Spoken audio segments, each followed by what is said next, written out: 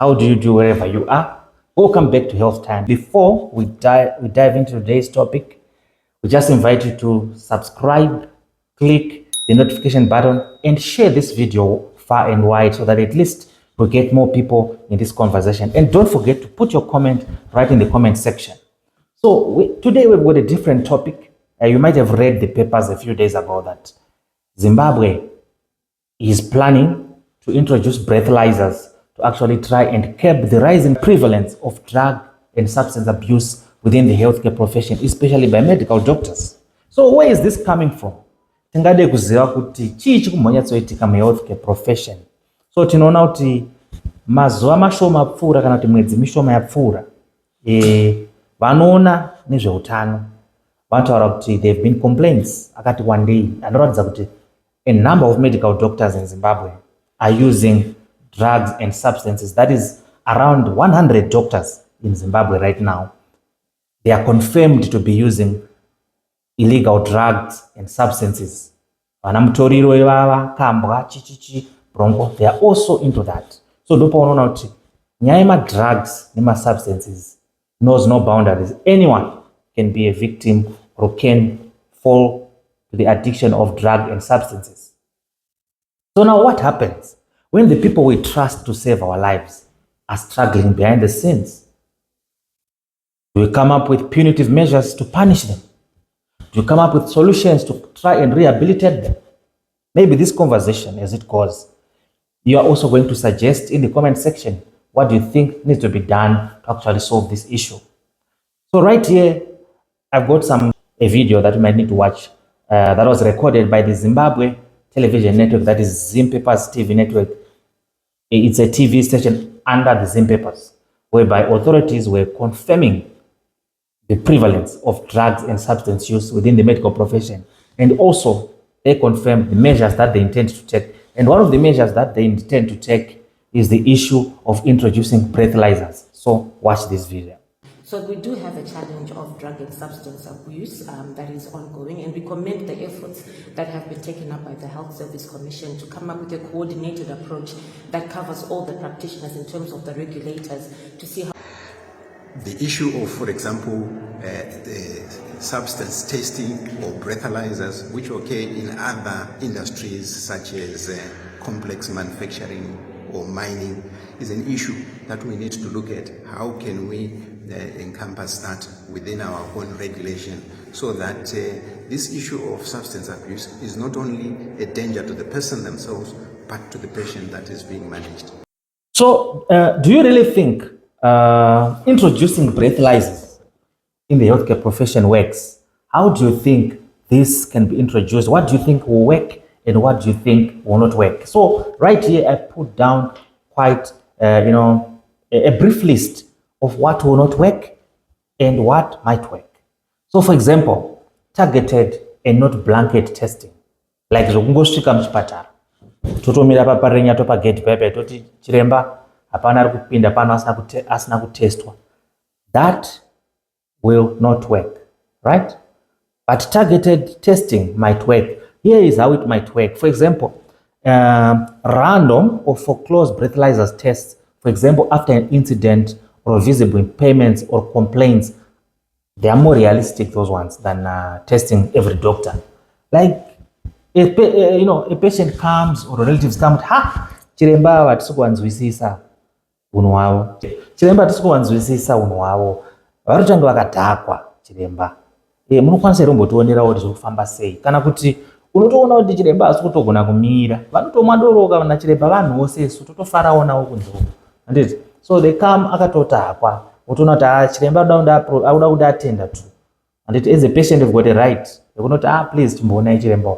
Ivavo ndovanhu vatuti at least ngava test kweva screen waoneka kuti hapana here chingange chirimo musystem. Handiti? So that is what we call targeted testing, because this one, though it helps detect alcohol impairment at critical moments, and also it faces less resistance from healthcare workers. If you come up with a blanket testing, healthcare workers, these are educated people. You can't just impose some of those sanctions on them.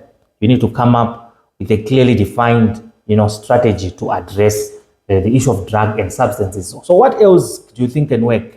The targeted testing is easier to implement, by the way, because it's similar to how pilots and drivers are tested almost each and every day. Like if you run a bus company, you can tell this driver, my passengers are complaining about my manual has right. Mumbo my breathalyzer, mkaona percentage zakakwira mumbo mti iwe mbomera ubata bus rangu, isn't it? So that's the same that we can apply to the medical profession. Point number 2, shift-based screening. Shift-based screening in high-risk departments. For example, vanachiremba vanenge vari munana ICU, anditika surgery, emergency departments. Those ones, because these are critical departments. You can actually say, come up with a policy note. Whoever works in these departments, panguwa dzakati mashifts akati, we test. We use our breathalysers. Though breathalysers, tichazobata nyama breathalyzer pambera kuti anonyatsoshanda here to test what it is that we want, right? Clear impairment policies, not just testing. Breathalysers alone don't solve the problem. And what works better? Defined fit for duty standards. Reporting mechanisms for impaired colleagues, immediate removal from duty if unsafe. Ukaoneka iwe kuti you are not looking really straight wakatodhakwa. There should be a policy not to dismiss. I know we've got a shortage of doctors in Zimbabwe, but there should be a clear policy because you are now dealing with life, isn't it? So we would want to put lives of people in danger. We also need support systems. It's very important. This is where most policies fail. You understand that if doctors fear punishment, they will hide substance abuse, right? So what works? Confidential counseling, rehabilitation programs, non-punitive reporting, at least initially. No, so instead of coming up with expulsions totally and dismissal, let's come up with, some form of rehabilitation for medical professionals. And to actually try and address this crisis. Now we're going to the other side. What will not work or what may backfire? Number 1, we need targeted testing. And so blanket testing, or and you start screening or testing every doctor. That one will expire, and also it's expensive. It means you need a breathalyzer for each and every doctor in each and every facility who comes at any given time. It's very expensive for Zimbabwe, and also it's difficult to enforce. And sometimes it can be seen as harassment and probably lack of trust. If you say to someone, people take offense, and so they will be likely be pushed back from medical associations and unions. And this can damage the morale of healthcare workers and staffing. Staffing shortages may also, appear. So breathalyzers, let's talk about breathalyzers. Breathalyzers, unfortunately, they are limited or focused on alcohol. Breathalyzers cannot detect mtoriro. They cannot detect other drugs that are inhaled or, other drugs that are injected. Because drugs, administration of drugs happen in so many ways. It can be injections, inhalation, ingestion, all sorts of things. But alcohol, because it goes through the mouth, you can actually test for alcohol consumption, but it might miss the actual problem like drugs and substances. And also, the prescription drugs, my opioids, illicit drugs and the likes, all those things you can test using breathalyzers. So my breathalyzers or introducing these testing mechanisms, it's very good. Don't take me wrong. It's very, very good. But sometimes I believe it sort of ignores the root causes of drug and substance use. So we might want to know kuti chii chinombokonzera kuti madokta machiremba edu apinde madrugs. Because munangumuke nhasi achitenda kutoda madrugs. There are push factors. Akatoonekwa from different professions, different sectors of the society kuti izvi zvinokonzera kuti munhu atore madrugs. But for medical profession, because I'm a health journalist, I've actually encountered some of the doctors who, yeah, who partake in some of these things. And they've told me certain things that opened my mind with, okay, so this is exactly what these guys are going through. For example, there's the issue of burnout. You know, like I said in the first place, but I introduced about equity, Zimbabwe has got a shortage of doctors.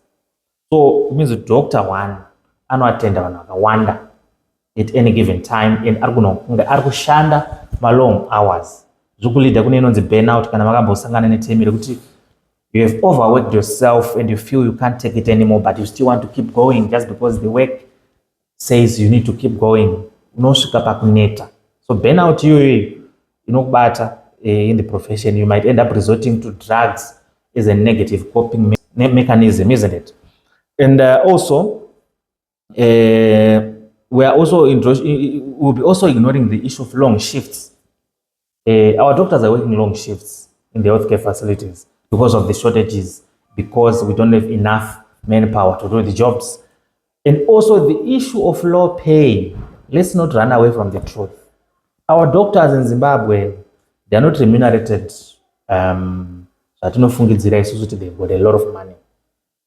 So the issue of low pay, you look at the work that you're doing, the surgeries that you're conducting, the long shifts that you're working, then you compare it to the salary that you're getting at the end of the month and the allowances. You find that sometimes all those things, and putting also including the issue of the cost of living in Zimbabwe, you find that some of those things they end up putting pressure on your mental health. So our doctors could be battling silent mental health issues that need to be addressed. And we know the root cause is the issue of salaries, the burnout, and the likes. That needs to be addressed. Our institutions of higher learning, every year, they are producing students, graduates of medicine. But some of the doctors are not getting jobs, in case you didn't know. And also, we might be producing fewer doctors. You never know. Because every year, I think the UZ takes around 200. Quantum applications are still around thousands, but they just take 200 just because, we're trying to balance the issue of supply and demand.